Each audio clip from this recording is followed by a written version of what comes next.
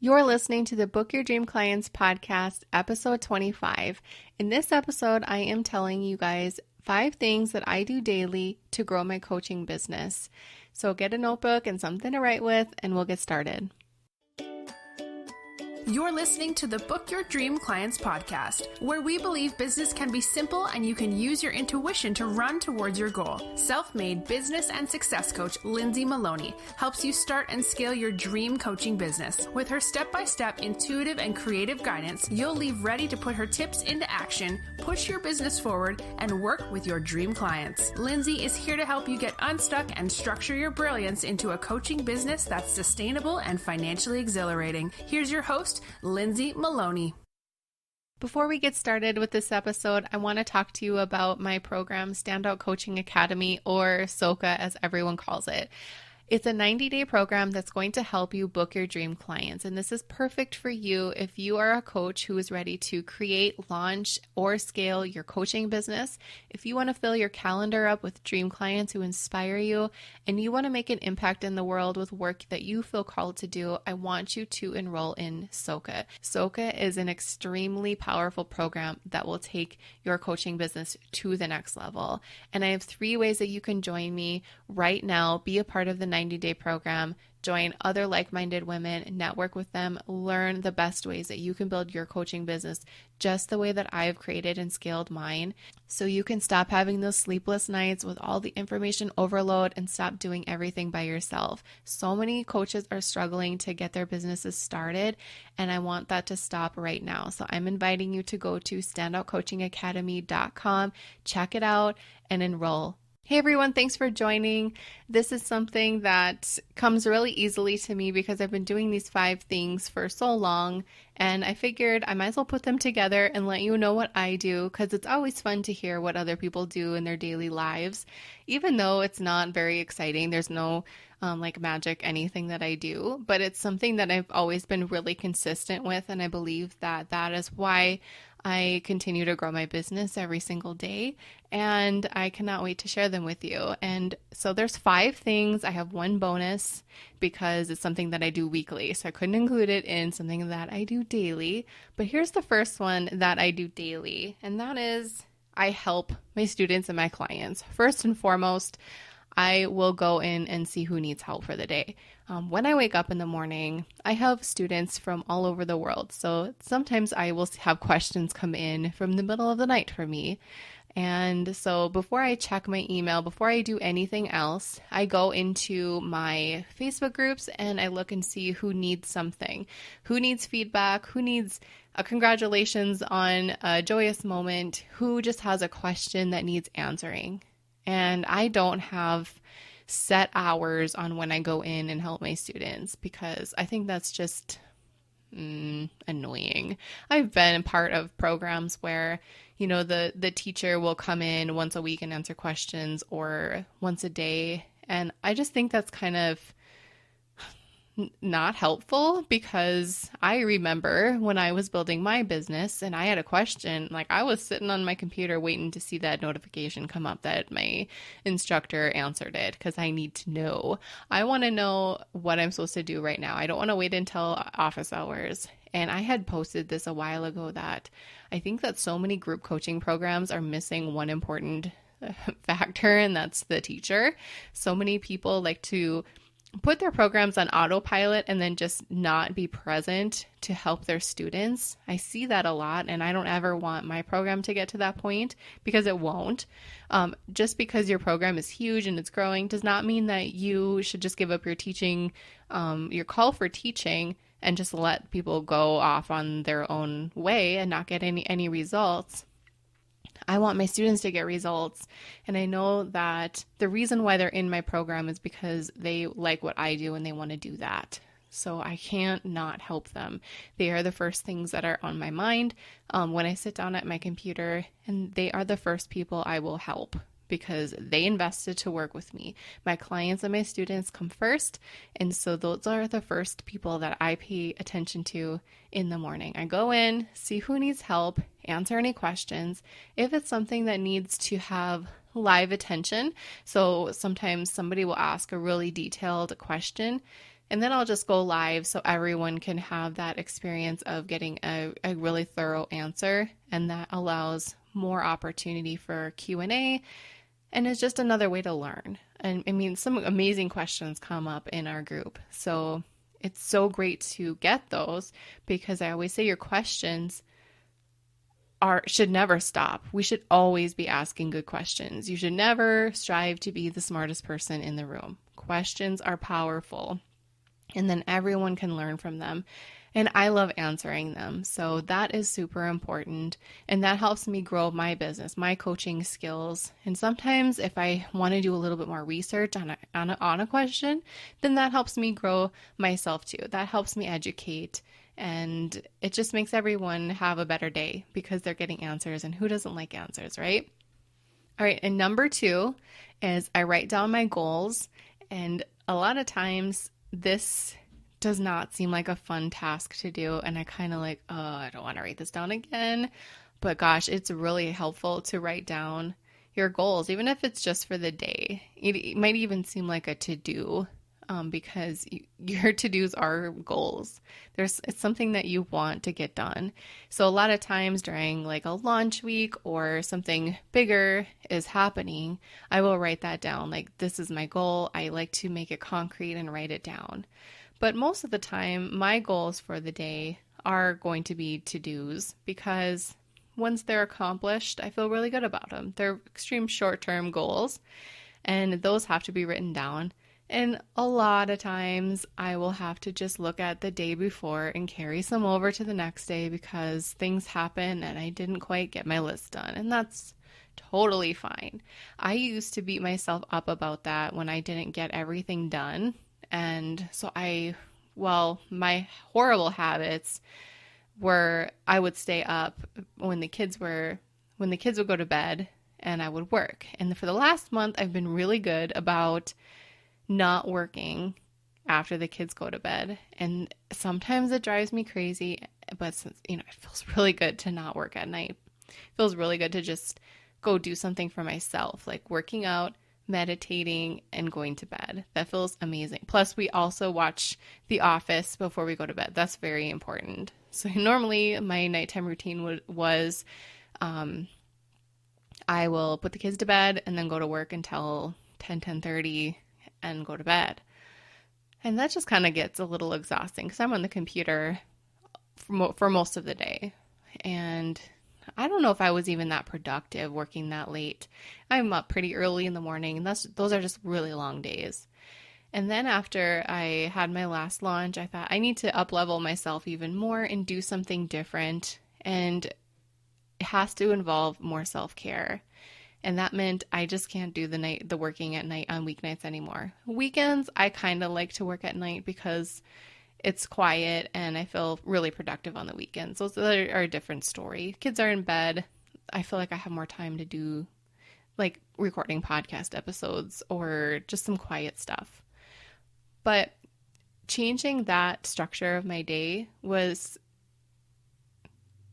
a pivotal moment because it allowed so much more creativity to come to me. I was finding that my channels were blocked and I wasn't able to like come up with as many ideas as I normally could. I was just feeling tired probably, and I was just ignoring it, as a lot of moms do, because you're like, I don't have any other option. If I'm tired, whatever, go get more coffee. And I've even gone down to having one regular cup of coffee a day. Sometimes I will have like decaf because I just like the taste of coffee. And I found that has even helped me too. So maybe that's some things that maybe you can change in your daily life. This isn't even one of the 5 tips, but I just kind of started rambling. But if you're finding yourself working way too much, I want you to take a look and see how productive you really are on those times that aren't your most favorite. And if that's what's causing resistance. So when you're working at night, you're not productive. It's because there's some kind of resistance there. You're tired. You want to just go to bed and nothing's really happening.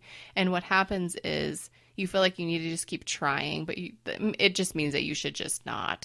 Maybe just wake up a little bit earlier in the morning and do what you need to do. And maybe just be more productive with what you're doing. So you're not sitting behind the computer all the time. And remember, it's okay that you don't get your to-do list done for the day. That's why I was working at night a lot, because I was really hard on myself to get those things done. Because seriously, if you don't get something done at 10:30 on a Monday night and you have to do it at 5:30 or 6 on Tuesday, no one's going to know the difference. It's going to be fine. Again, why are you being the worst boss ever? It's okay to drag tasks over to the next day, write them down again, and see if you can get to them. Not a big deal. And then I also like to break down, this is step number 3. I also like to write down the action steps that I need to do. And then this is where having great workflows comes into play in your business. And I've talked about this in our Facebook group, dreamclientcommunity.com, if you want to go watch it, about the workflows that I have in place in my business. And you can even go and download my new freebie. If you go to my website, lindsaymaloney.com, you can find it.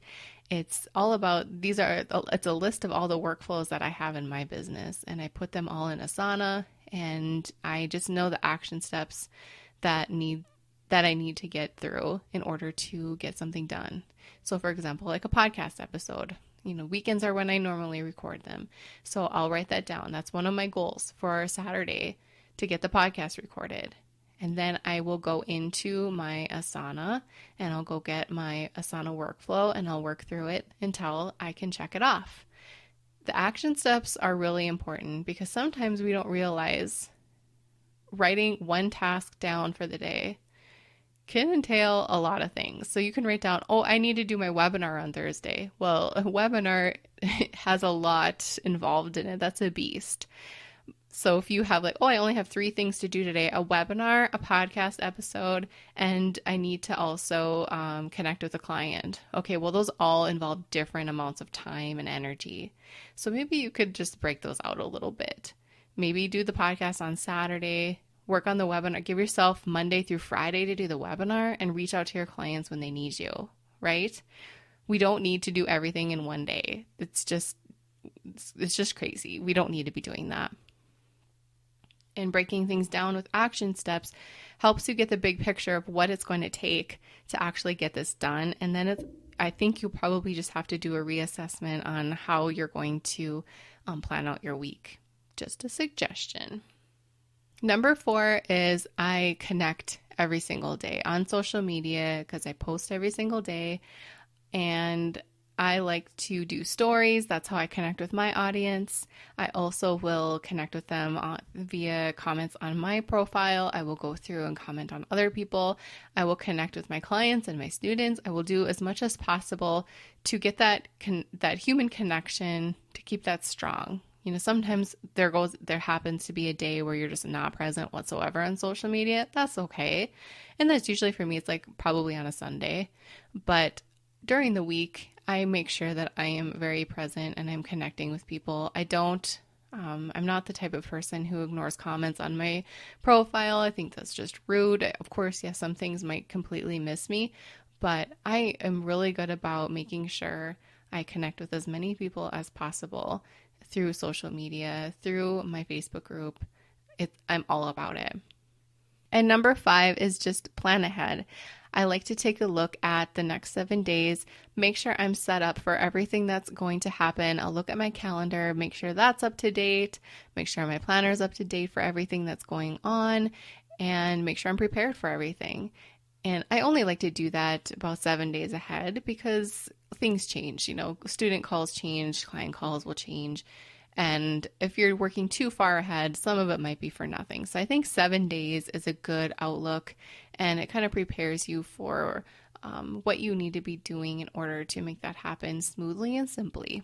And my bonus tip is educate. You should never stop learning in your business. There are many, many, many things we are always going to be soaking in. So I deemed my Wednesdays Wedmore Wednesdays because I'm in James Wedmore's Next Level, and he just has a bank of resources, of course, that we can go in and learn. So every Wednesday I will take some time and go and learn something new that could possibly help me grow my business, and that could possibly help me grow my clients' business, my students' businesses, because everything that I learn, I project out to the people who are here to learn from me, right? So it's important for me to always be building on my skills. And I was finding that sometimes it's really tempting to just stay in your own world and not learn because, you know, you don't have time for it or whatever. But then I just have a task that's constant on every Wednesday, and it's a Wedmore Wednesday, and that's what I do. Even if it's just for 15 minutes, if that's all I have time for, totally fine. But if I don't have anything pressing to do, I will take the afternoon and I'll go in and learn as much as I can, because that helps me brush up my skills and helps me be a better coach. So think of how you can be a better coach. What do you need to do every single day to make yourself, to optimize yourself, to be the best that you can be on that day? And make sure there are things that you can stick to that feel easy to you, that feel light, and they will definitely take your business to a whole new level if you stay consistent with them. So if you have any questions about these, let me know, and I will see you on the next episode. Want 10 ways for you to start booking your dream clients? I created this workbook for you because I wanted to share my best tips on how I book mine. You're not going to believe how easy these are, and I know you'll be able to take my tips and put them into action ASAP so you can start working with your dream clients. To grab the workbook for free, all you have to do is go to lindsaymaloney.com/podcast. Hey coaches, are you a member of the Book Your Dream Clients community yet? Because you should be. Just go to dreamclientcommunity.com to request free access. We do fun things like website audits, challenges, and we even have a book club. Join the free Dream Client community now, and we'll see you there. Thank you so much for listening to the Book Your Dream Clients podcast. If you want to find out more information how you can work with me, just head on over to my website, lindsaymaloney.com. You will be able to see how you can work with me privately or in a group setting. I'm all about helping you start and scale your coaching business, so I'd love to hear from you. Don't forget to subscribe to the show on iTunes and leave a rating and review. And if you want bonus points, take a screenshot of a review and tag me on your Instagram story. I'd love to see it and share it with my audience. And plus, you don't want to miss another episode.